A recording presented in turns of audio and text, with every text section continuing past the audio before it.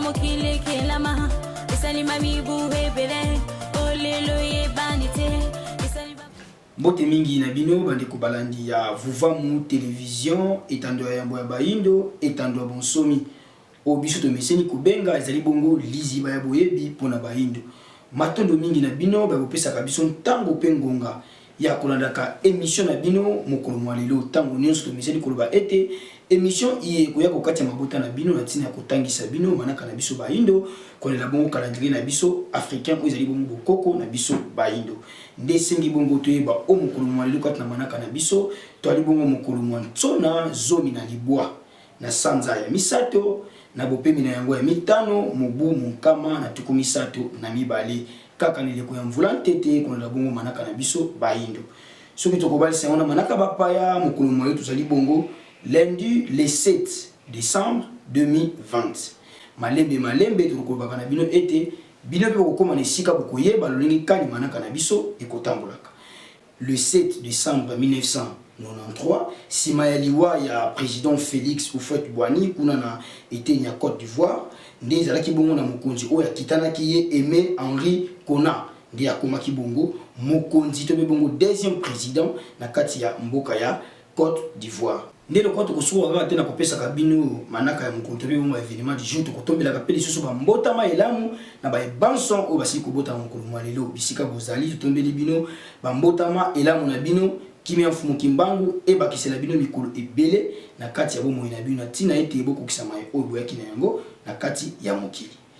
bongo mesano bandeko balani boyebi ete tokokabwanaka bongo te biso na bino nsima ya manaka nyonso tokolengelaka mpo na bino video du jour ya mokolo tika ete ebolanda nanu video oyo tosili kotia mpo na bino biso na bino tokokutana nsima na yango mpo na kotia bongo commentaire tolanda. Mais en tant que Belges et par conséquent solidaires, nous voulons également reconnaître et confesser que la cupidité et la soif de domination de l'impérialisme étaient les motivations de bon nombre de nos concitoyens. Tout ceci fait que la Belgique a une dette historique immense vis-à-vis du peuple congolais. C'est au nom de la soi-disant civilisation que ces actes barbares ont été commis. Et au nom de la soi-disant chrétienté, des choses ont été dites et faites qui sont contraires à l'esprit du Seigneur. C'est au nom de la soi-disant civilisation que ces actes barbares ont été commis. Et au nom de la soi-disant chrétienté, des choses ont été dites et faites qui sont contraires à l'esprit du Seigneur. C'est au nom de la soi-disant civilisation que ces actes barbares ont été commis. Et au nom de la soi-disant chrétienté, des choses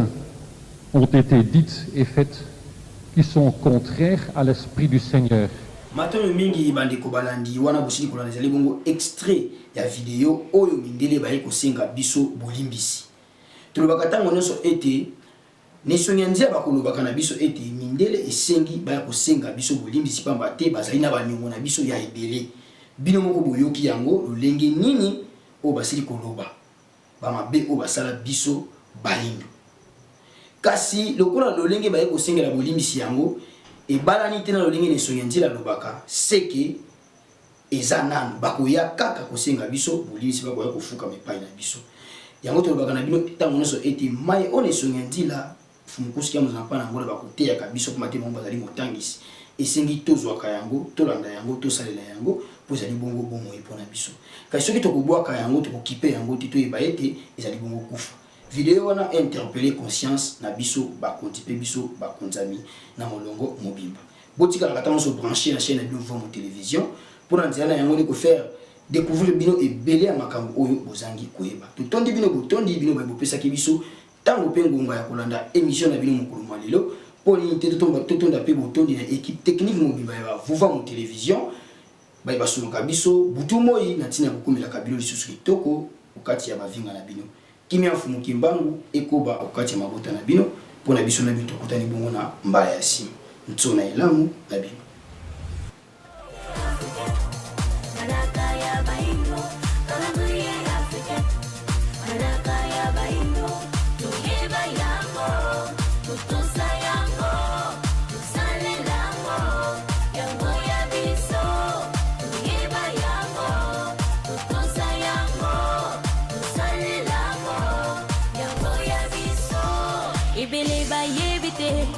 tomokile kelama esalima mibu hebele olelo ye banite